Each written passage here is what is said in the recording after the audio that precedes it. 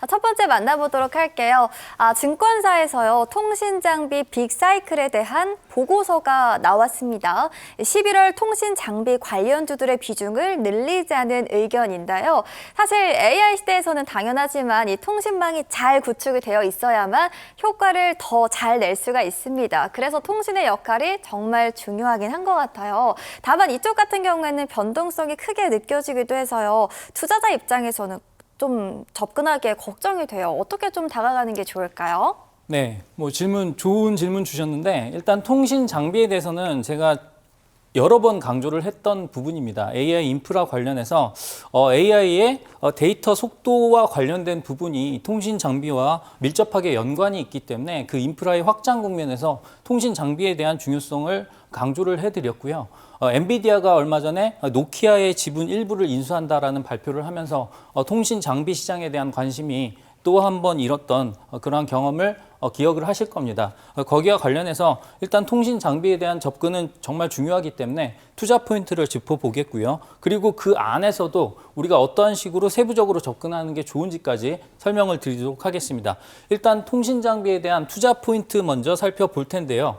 일단 통신 장비의 투자 포인트 첫 번째는 미국의 주파수 경매입니다.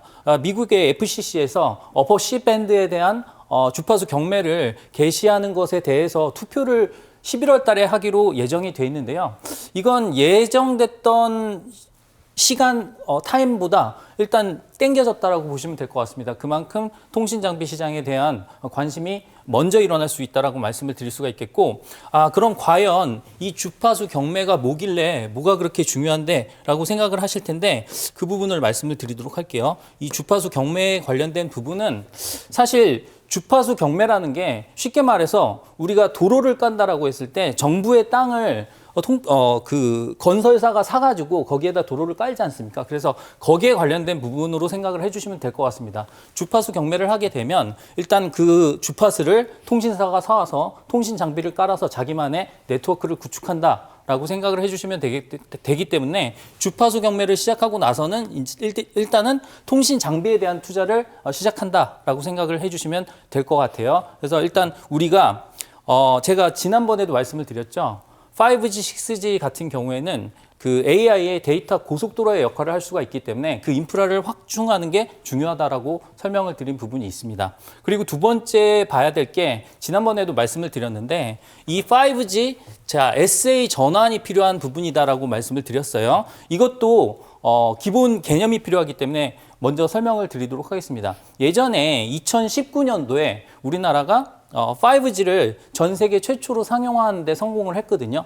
미국과 단 1일 차이로 그렇게 성공을 했습니다. 근데 그 성공을 하는데 조금 미비한 부분이 있었어요. 뭐냐면 일단 원래는 고속도로를 깔 때 다 때려 엎고 다 새롭게 깔아야 됩니다. 근데 이때는 편법을 좀 사용을 했죠. 뭐냐면 다 깔아야 되는데 이게 인프라가 너무 많이 들어가다 보니까 비용적인 측면도 있었고요. 그래서 예전에 망을 활용을 했어요. 그래서 예전에 LTE망이 있었는데 여기다가 조금 덧붙여서 5G망을 얹었다라고 생각을 해주시면 될 것 같습니다. 그래서 이거를 우리가 5G NSA망이라고 하는데 Non-Stand-Alone이라고 합니다. 근데 이거를 지금 6G로 가기 위해서는 모두 다 5G를 사용할 수 있는 5G 전용망으로 바꿔줘야 되거든요. 그래서 그러한 부분이 지금 강조가 되고 있는 상황이다라고 생각을 해주면 될 것 같아요. 이게 우리나라뿐만 아니라 미국에서도 이러한 움직임이 일어나고 있는 것은 이제 6G 시대가 되려면 LTE망을 공동으로 사용을 할 수가 없습니다. 그러다 보니까 5G SA 전환이 먼저 우선되어야 된다라는 측면에서 이러한 부분이 강조되어 있고요. 그리고 5G망을 단독으로 활용할 때는 수많은 기지국과 RF라든가 이런 모든 부분들이 바뀌어야 되기 때문에 거기에 관련해서 통신 장비주 그리고 통신 장비에 대한 투자가 일어날 것이다 라고 생각을 해주시면 될 것 같습니다. 그리고 또 하나 있죠. 우리 정부에서 우리가 지금 자랑스럽게 생각하는 부분이 5G를 전 세계 최초로 상용화했다라는 부분이잖아요. 2019년도에. 그리고 거기에 발맞춰서 그때 통신 장비주에 대한 슈퍼 사이클이 한번 나왔었습니다. 그때 KMW라는 종목이 코스닥 시가총액 1위까지 갔었고요. 그래서 그러한 부분을 생각한다라고 한다면 우리 정부에서는 2030년까지는 또다시 세계 최초로 6G를 상용화할 것이다. 세계 최초로 상용화할 것이다라는 계획이 있기 때문에 거기에 발맞춘 통신 장비주에 대한 투자가 일어날 것이다라고 생각을 해주시면 될 것 같습니다. 그래서 정부의 정책적인 부분과 지금 주변의 환경들 모든 부분을 고려했을 때 통신 장비에 대해서는 우리가 관심을 가질 수가 있겠다라고 생각을 해주시면 되겠죠. 그래서 그러한 부분 참고를 해서 봐주시면 되겠고요. 자, 그 다음에 설명을 드릴 부분은 과연 최근에 통신장비주들의 흐름이 상당히 등락이 심했거든요. 오를 때는 또 화끈하게 올라주다가 조정은 또 세게 받고 하다 보니까 걱정이 되는 부분들이 많으실 거예요. 그래서 선별적인 접근이 중요합니다. 오늘도 보면 통신장비주의 흐름이 차별화된 움직임이 나오고 있어요. 그래서 선별적인 접근을 하기 위해서는 여러 가지 부분들을 살펴봐야 되는데 첫 번째는 일단 안전벨트 확인에 관련된 부분입니다. 제가 항상 강조를 드리지만 활주로 기법에서 안전벨트라는 것은 내가 이 종목에 탑승을 했을 때 조금 안전하게 끝까지 목적지까지 갈 수 있는지가 중요하다라고 했잖아요. 뭐 중간에 회사가 뭐 유상 증자를 한다거나 아니면 회사에서 무슨 횡령 사건이 일어난다거나 상장 폐지가 된다거나 이런 사건들이 일어나면 안 되기 때문에 뭔가 재무적으로도 튼튼하고 여러 가지 요소들을 고려해서 안전벨트를 확인해야 된다라고 말씀을 드렸고 그 부분에 관련해서 가장 강조를 해드렸던 부분이 유보율 같은 측면이었죠. 그래서 회사가 어느 정도 자금적인 여유가 있어야 나중에 뭔가 연구개발을 계속 진행을 할 때 주주들한테 손을 벌리는 유상증자를 긴급하게 하지 않는다라고 말씀을 드렸습니다. 그래서 그러한 부분들을 감안한다라고 했을 때 첫 번째로 확인할 부분은 일단 기업의 재무제표를 비롯해서 안전벨트를 확인할 필요가 있겠다라고 말씀을 드릴 수가 있겠고요. 두 번째는 이 장비주인데 일단은 통신 장비주가 여러 가지가 있어요. 근데 통신 장비 관련주 중에서 5G나 6G 관련해서 수주 가능성이 있는 종목들을 공략을 해야 되겠죠.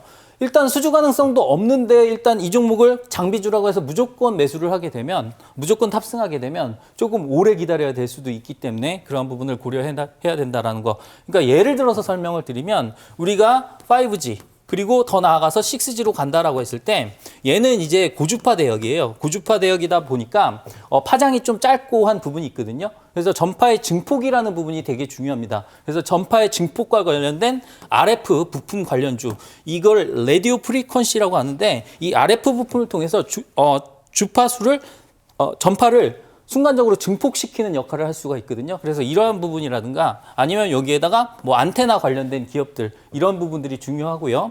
그리고 뭐 중계기라든가 소형 기지국 그리고 스몰셀 관련된 그러한 관련주들도 많이 있다라는 거 참고를 해주시면 될 것 같습니다. 그리고 마지막으로 우리가 수주를 한다라고 했을 때 예를 들어서 반도체 관련주를 본다라고 하면 반도체 소부장 소재 부품 장비를 본다라고 했을 때 무조건 삼성전자 아니면 SK 하이닉스와 연관이 있어야 된다라는 얘기를 많이 하잖아요. 마찬가지입니다.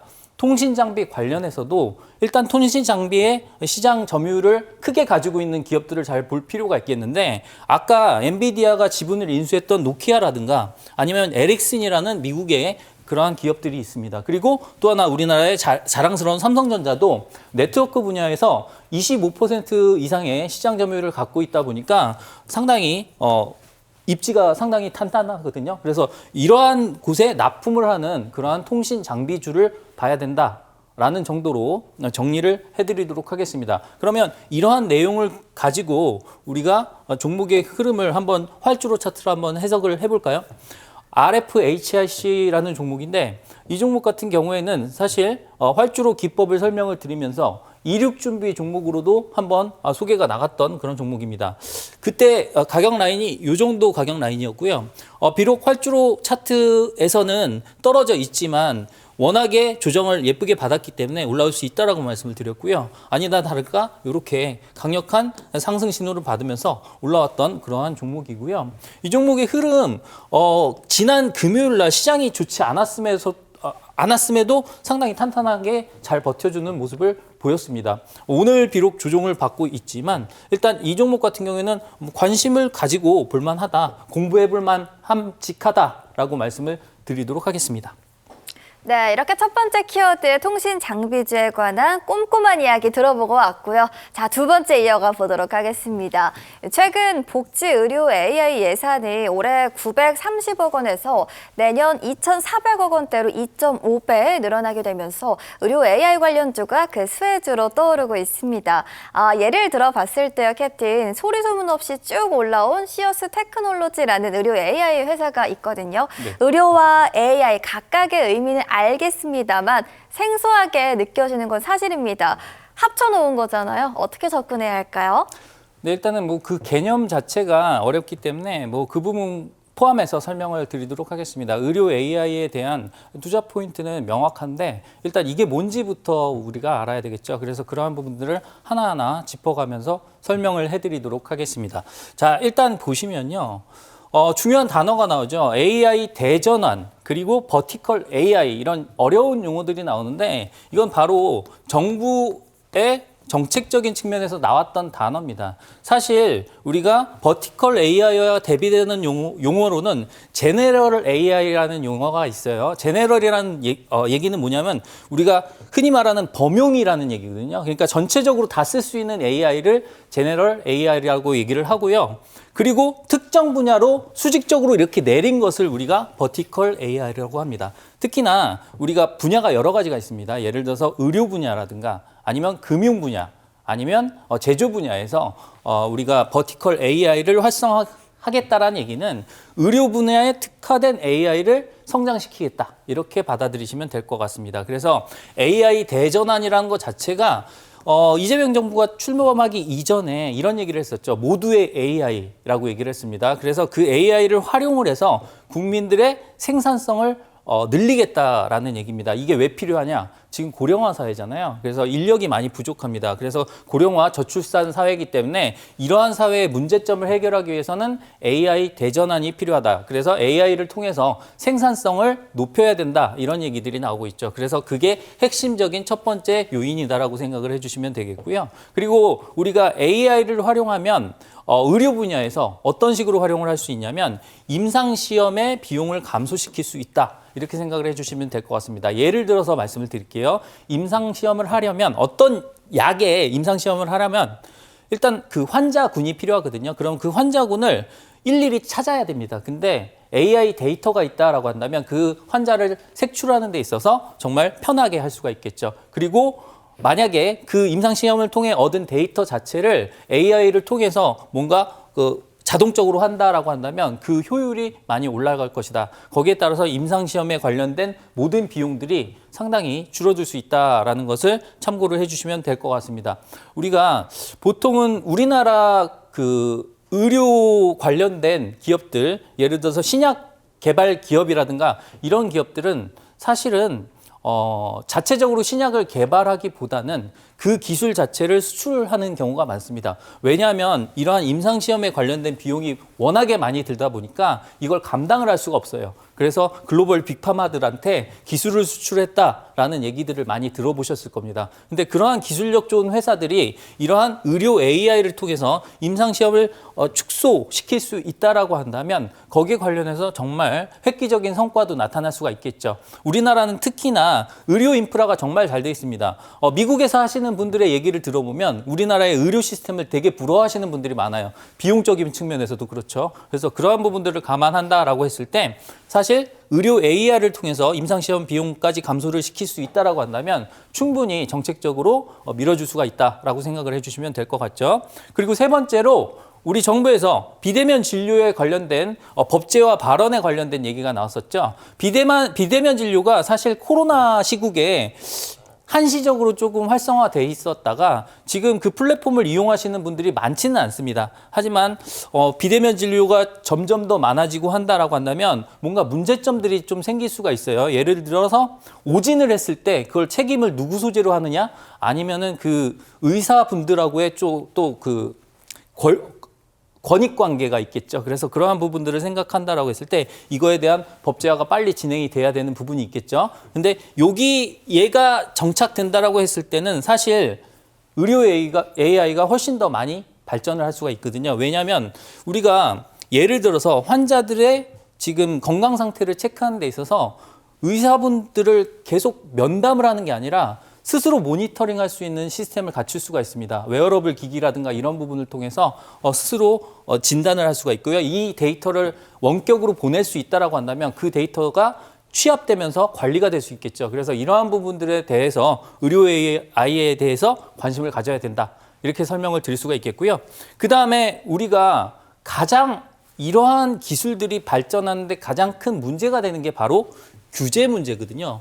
아까도 말씀을 드렸지만 의료 AI, 비대면 진료 이런 것들이 활성화되기 위해서는 뭔가 법이 준비가 돼야 됩니다. 왜냐하면 저기 종사하고 계시는 분들에 대한 그러한 그 권익관계가 계속 문제가 된다라고 말씀을 드렸잖아요. 그래서 그러한 부분을 해결하는 데 있어서 규제가 완화돼야 된다라는 부분이 있고요. 특히나 의료 AI를 통했을 때 허가를 내는 부분이 있습니다. 의료기기 자체도 FDA의 승인을 받는다거나 이러한 허가를 받아야 되는데 만약에 데이터를 다 모아놨는데 허가를 딱 받을 때 만약에 법이 딱 바뀌어요. 그러면 또 허가 받는데 더 오래 걸립니다. 그래서 허가를 받는 데까지 시간이 오래 걸리는 것을 막아주기 위해서 이러한 규제 완화의 부분이 필요한데 실제로 이러한 규제 완화 움직임이 일어나고 있다라고 보시면 될 것 같아요. 그래서 이러한 완화 움직임이 일어나고 있다 보니까 현재 의료 AI에 대해서 시장에 관심이 일어나고 있다 정도 보시면 될 것 같아요. 그래서 그러한 부분을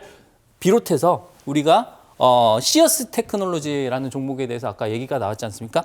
그 종목의 차트의 흐름을 보면 정말 기가 막힙니다. 그래서 이 종목이 지금 시가총액 1조가 넘어섰는데 사실 최근에 시장에 등락이 있었잖아요. 그런 거 상관없이 정말 꾸준히 올랐다라고 말씀을 드릴 수가 있겠습니다. 그래서 활주로 차트 기준으로 봤을 때 제가 항상 활주로 차트를 강조드리는 이유가 뭐냐면 이 상승 초기에 발견을 했다라고 했을 때 이게 목적지까지 가지고 갈 수 있는 정말 획기적인 수단이 될 수가 있거든요. 왜냐하면 활주로 한 번 타고 나서 지금 한 번도 쉰 적이 없어요. 요때 한 번 쉬었나요? 요때 한 번 쉬고 나서 이때마저도 활주로 기준선을 타고 올라가는 모습 보실 수가 있겠죠.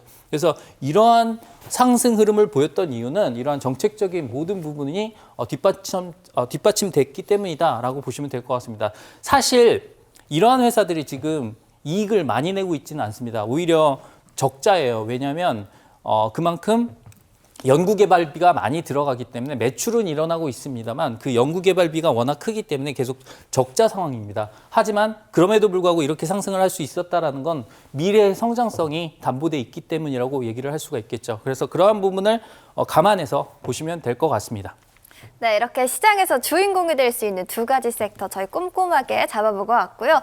자, 그렇다면 오늘 기념품이 더더욱 기대가 됩니다. 캡틴, 저희 오늘 기념품은 어떤 종목일까요? 네, 일단은 오늘의 기념품은 통신 장비 관련된 그러한 섹터의 종목이다라고 말씀을 드릴 수가 있겠습니다. 통신 사이클에 관련돼서 투자를 하는 거기 때문에 지금 현재 이익이 좋기보다는 이제 내년도 기준으로 조금 이익이 턴어라운드 될 것이다라고 기대되는 종목이고요.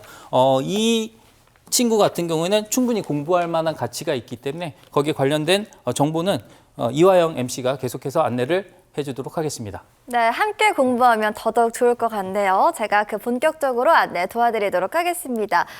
최근 시장에서 주목받는 키워드 두 가지 짚어보고 왔고요. 이야기를 이렇게 들어보니까요.